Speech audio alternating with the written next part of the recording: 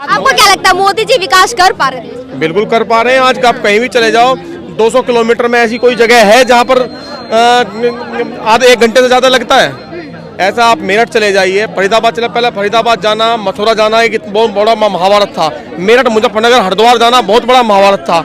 आज आदमी 1 घंटे में पहुँच जाता है। सराय काले खां एक एग्जाम्पल है कि सराय काले खां से गाजियाबाद में घुसना 2-2 घंटे का सफ़र हमने किया है। आज 15 मिनट में गाजियाबाद अपने घर पहुंच जाता है आदमी। राजनगर एक्सटेंशन उदाहरण है, बहुत बड़ा उदाहरण है।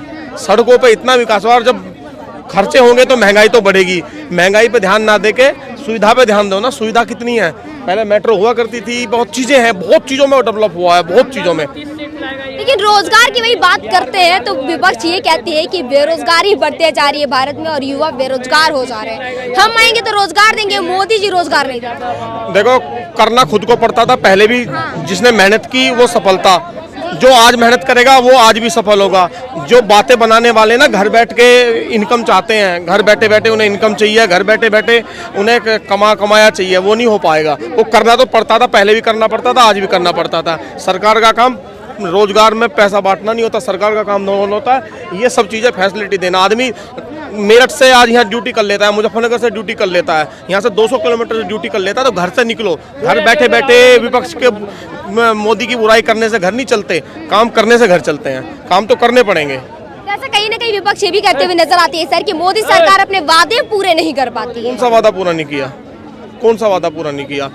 15 लाख का उन्हें बस 15 लाख का उनका कहना ये नहीं था कि 15 लाख लोगों के अकाउंट में आएंगे। उनका कहना ये था कि सारा धन अगर वापस आएगा तो एक आदमी के हिस्से में 15 लाख रुपए जैसा वो आएगा। उनका कहना ये नहीं था कि 15 लाख रुपए लोगों को बांटे जाएंगे। लेकिन अभी राहुल गांधी वही दावा करते हुए दिख रहे हैं। वो कह रहे हैं कि जितना भी मोदी सरकार ने अंडानी और अंबानी के जेब में पैसे भरे हैं वो 1-1 रुपया में भारतवासियों को दूंगा वापस। ये बेकार की बात है। विपक्ष को कुछ चाहिए बोलने के लिए, वो चाहिए वो देसी भाषा में वो है कि किसानी बिल्ली खम्बा नोचती है। वो कुछ कर नहीं पा रहे, सारे चोर इकट्ठे होकर कुछ नहीं कर पा रहे। वो अकेला राजा पूरे विपक्ष सारा है, फिर भी वो आसपास भी नहीं भटक पा रहे। तो कोई पब्लिक पागल थोड़ी है। वोट जब वो जीत जाते हैं तो कोई ईवीएम खराब नहीं होता, जब वो हार जाते हैं तो ईवीएम खराब होता है। अगर ईवीएम खराब है तो फिर अभी 3 जगह सीटें क्यों आई हैं उनकी? हिमाचल चला गया भाजपा से, और भी कई जगह भाजपा चली गई है। तो हाँ, कर्नाटक चला गया तो वहाँ ईवीएम ठीक था। वो तब भी कह रहे थे कि मोदी सरकार ने धूल झोंकी है जनता की। ऐसा नहीं है। हाँ। जहाँ वो हार जाते हैं वहाँ ईवीएम खराब है, जहाँ वो जीत जाते हैं वहाँ ईवीएम की कोई बात ही नहीं होती। अगर ईवीएम खराब है तो दिल्ली में सरकार केजरीवाल की क्यों आई?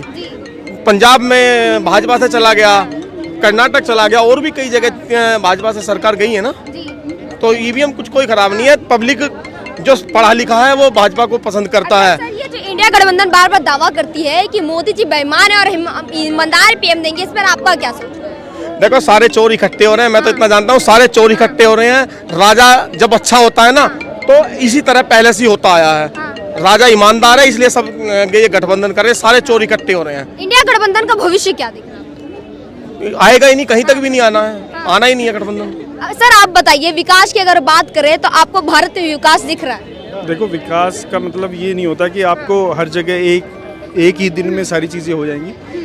अगर आप रोडों की बात करो, देखो रोड से क्या होता है कि ट्रांसपोर्टेशन अच्छा होता है, आने जाने में प्रॉब्लम नहीं होती। बेरोज़गारी है, मैं मानता हूँ, बट हर इंसान अगर सरकारी नौकरी मांगेगा तो नहीं मिलेगा। अगर आप क्यों प्राइवेट नौकरी नहीं होती?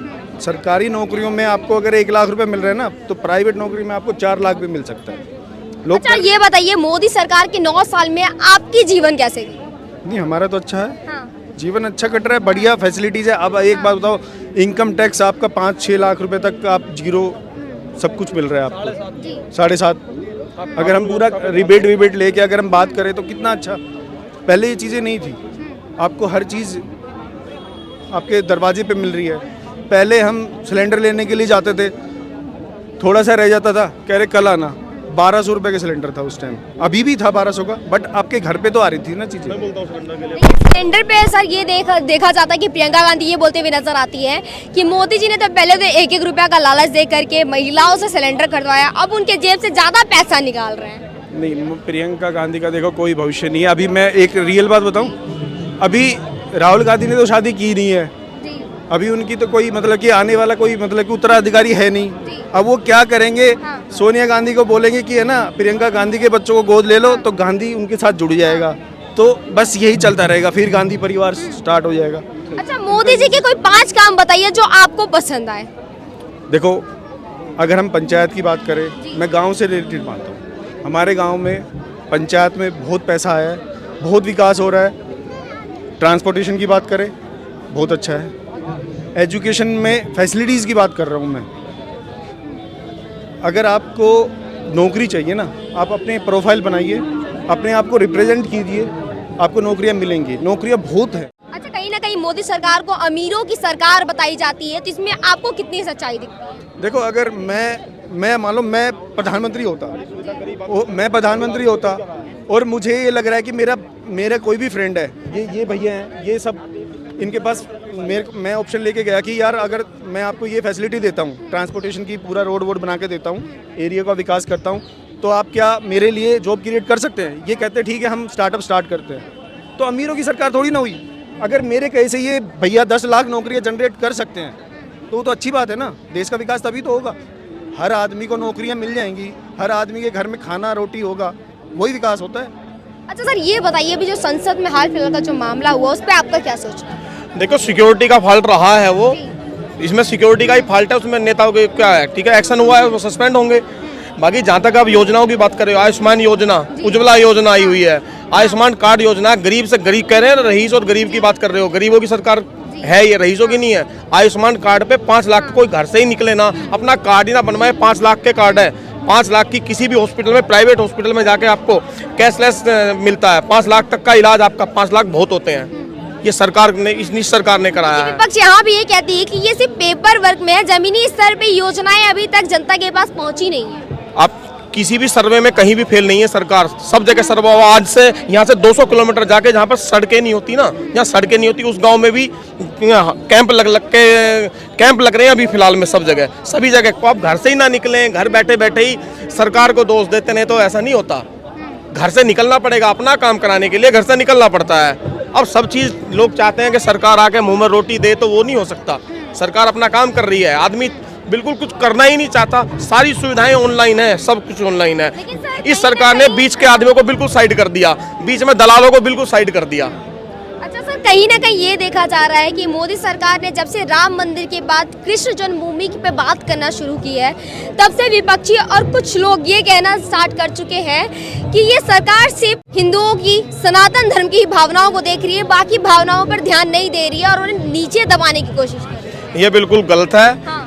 हम हिंदू सनातनी हैं। ये देश जो है हिंदू राष्ट्र नहीं कह सकते, नहीं है, लेकिन हिंदू की जनसंख्या ज़्यादा है ना, तो अगर उस पर बात कर भी रही है तो क्या गलत है? करता है। मोदी सरकार के आपके 9 साल कैसे रहे? बहुत बढ़िया रहे हैं। हाँ। सब चीज़ बढ़िया है। सबसे बड़ी सुविधा, सरकार का काम रोजगार और पैसे बांटना नहीं होता, सरकार का काम होता है सुविधाएं देना। सड़कें हमारी बढ़िया होंगी तो हम जो काम 1 घंटे में करते हैं आधा घंटे में कर लेंगे। सड़कें बढ़िया हैं, सुविधाएं, हर चीज़ की सुविधाएं हो रही है। मेट्रो अभी मेरठ के लिए इन्होंने वो चला दी, जो स्पेशल ट्रेन चलाई है, सभी जगह के लिए काम हो रहा है। सरकार बहुत आगे की सोच रही है। अगर सब कुछ ऐसे ही रहा तो आने वाले 10 साल में ये विकसित राज्य होगा। इसके बावजूद विपक्ष ये कहती है कि मोदी सरकार कब तक 370 पे और राम मंदिर पर वोट लेते आएंगे। 370 ऑलरेडी सुप्रीम कोर्ट ने भी बोल दिया है, क्लियर कर दिया है, वो गलत नहीं है, वो सही किया, वो हो चुका है, उस पर बात ही नहीं कर रही है।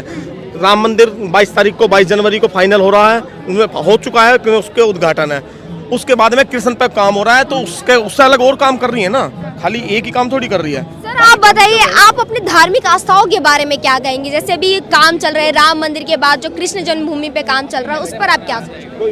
देखो, आपने एक क्वेश्चन पूछा था अभी कि ये सरकार हिंदू से ज़्यादा बातें करती है, मतलब कि उनके लिए ज़्यादा। ऐसा कुछ नहीं है। जो अभी जो अनाज वाली जो फैसिलिटी है, जो घर घर जो अनाज मिल रहा है, जो 80 करोड़ लोगों को राशन मिल रहा है, उसमें ये नहीं देखा जा रहा कि ये क्रिश्चियन है, ये मोमडन है, ये हिंदू है, ऐसा कुछ नहीं है। कहीं ना कहीं ये जो सरकार बार बार विपक्षी सरकार ये सवाल खड़ा करती है कि जो बाकी अलग धर्मों को जो है मोदी सरकार दबाने की कोशिश करती है, तो ये आपको कितने हद तक सही लगता है? क्योंकि वो बोलते हैं कि उनके धर्मों पे टारगेट किया जाता है। नहीं, आप बताओ, आज तक अभी थोड़े दिन पहले आपने केस सुना था ना कन्हैया लाल का, आप एक बात बताओ, अगर यही चीज़ें हमारे धर्मों पे कितनी बार गालियाँ बकी गई हैं, भगवान राम तक को गाली दिया गई है, सबको गाली दिया गया। हमने तो किसी का सर कलम नहीं किया आज तक। ये चीज़ें है ना 1000 सालों से चली आ रही। जब मोहम्मद गौरी आया था ना, तब से ये धर्म ये चले आ रहे हैं, ठीक है। और रहा हिंदू धर्म की बात, अगर हिंदू धर्म सहिष्णु नहीं होता ना, तो इस देश में भी बहुत बुरा हाल होता, सीरिया जैसा हाल हो जाता है यहाँ पे।